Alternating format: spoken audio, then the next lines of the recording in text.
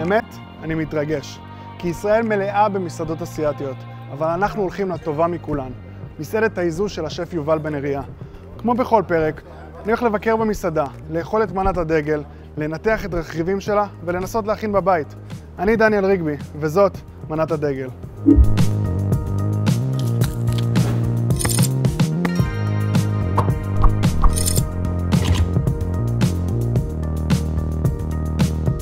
מסעדת טייזו, כבר שנים שהיא מדורגת כאחת המסעדות הכי טובות בישראל, ולא סתם, מדובר במסעדה מדהימה. כל מנה פה היא שיחוק. שף יובל בן אריה, אחד השפים הטובים שיש לנו, ואני מצפה לארוחה לא פחות ממדהימה. זה הווינדלו, בשר אונטריב שמבושל בישול ארוך בטמרינדי ותבלינים מודים. מה שאתה עושה זה בוצע חתיכה מהפרטה, מרכיב לעצמך ביס מכל המרכיבים שבצלחת. תעבון. תודה רבה. תוכנית בישול זה רעיון נורא נחמד, רק שאני לא יכול להעביר לכם את הריח שיש פה, והריח שיש פה מטורף.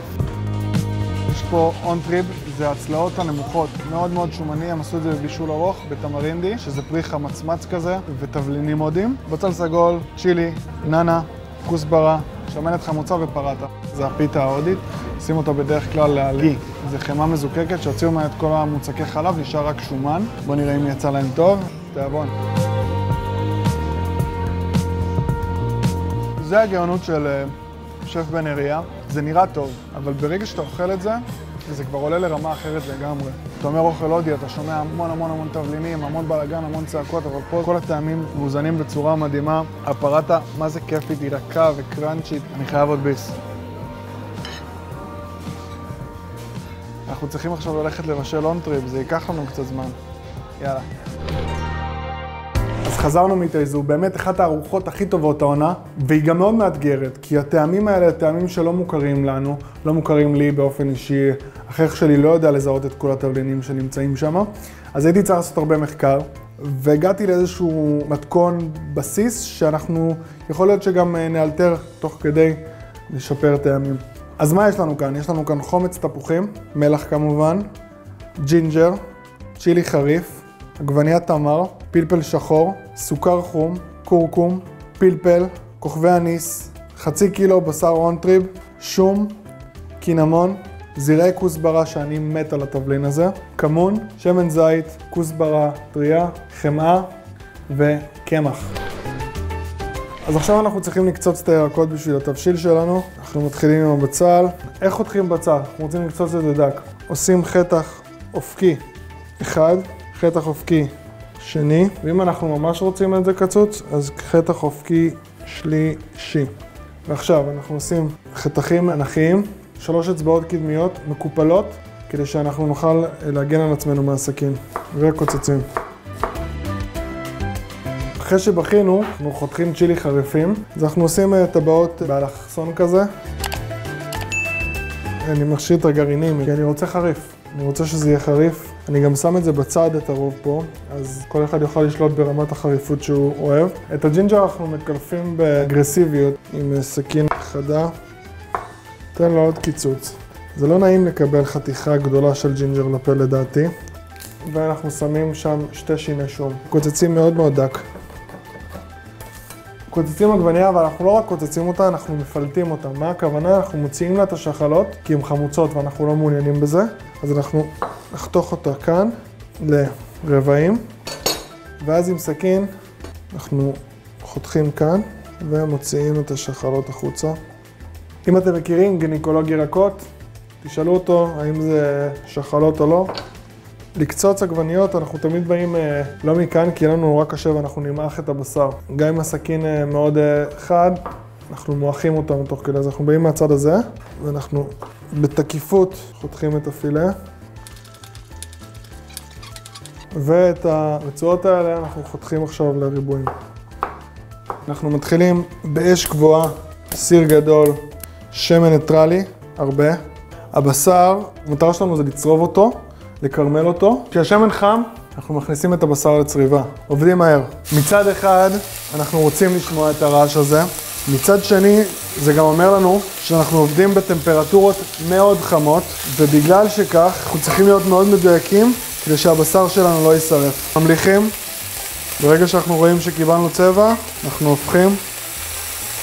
האונטריפ שלנו צרוב היטב, אנחנו מוציאים אותו.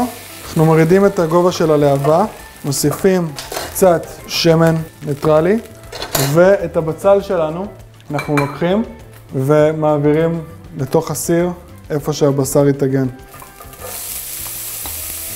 אנחנו מתגנים את זה עד שזה מתרכך. כשהבצל קצת יתרכך, מוסיפים את הג'ינג'ר ואת השום שלנו לתוך הסיר, ומתגנים יחד עם הבצל.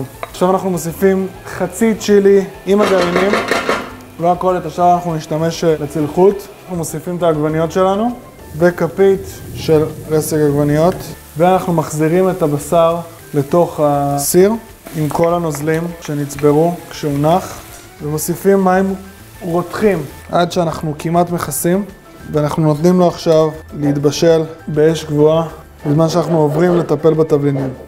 הכלייה היבשה, המטרה שלה היא בעצם להוציא את הטעם של התבלינים, להחיות אותם. מתחילים עם אש לא גבוהה, שמים מקל קינמון, כוכב אניס, כוכב וחצי, כף של זירי כוסברה, ואנחנו קולים. 20 שניות, חצי דקה, נזהרים שזה לא נשרף. אנחנו רוצים להריח את התבלינים, אנחנו מכניסים אותם פשוט כמו שהם לתוך התבשיל שלנו. מערבבים. בשלב הזה אנחנו מוסיפים כפית של סירופ תמרינד. תמרינד זה פרי חמוץ שגדל באסיה. נגיעה של פלפל שחור, קצת מלח. אנחנו מכסים את זה עכשיו, 2-3, חום נמוך, יהיה פה טירוף.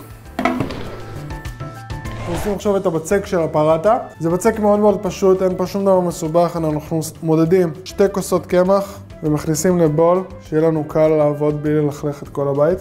לזה אנחנו מוסיפים כפית מלח ו5 כפות שמן. ואנחנו מוסיפים עוד חצי כוס מים, לא יותר. אם אנחנו נראה שצריך, אנחנו נוסיף אחר כך, ואנחנו מתחילים ללוש. הערבוב בעצם מייצר לי פה את הגרגירים הקטנים של הבצק, בלי ללכלך לי את היד יותר מדי. מתחילים להיווצר לי גושים יותר גדולים. זה מה שהבצק שלי כבר מוכן לעבודה. אני מתחיל ללוש אותו. הבצק טיפה יבש לי, אז אני מוסיף שלוק של מים. אנחנו נשים עד שהבצק אחיד לחלוטין. זה בצק קשה, הוא דורש עבודה, אבל אנחנו לא מתעייפים.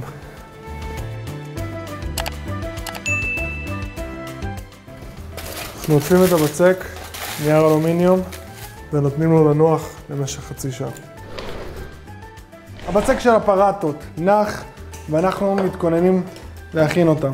אנחנו נחתוך לנו חתיכה יפה, נפזר קצת קמח על משטח עבודה, נקמח גם את הבצק, שיהיה לנו נוח לעבוד, ואנחנו נתחיל. אנחנו רוצים פיתות דקות, צריך לרדד אותו היטב. הפרטה שלנו מוכנה, דקה, יפה. אנחנו מחממים מחבת בחום לא גבוה, כי אנחנו הולכים לטגן עם חמה, וחמה נשרפת בחום מאוד מאוד נמוך. שים חתיכה יפה של חמה, וגם כדי להבטיח שזה לא נשרף לנו, אנחנו נוסיף מעט שמן ניטרלי.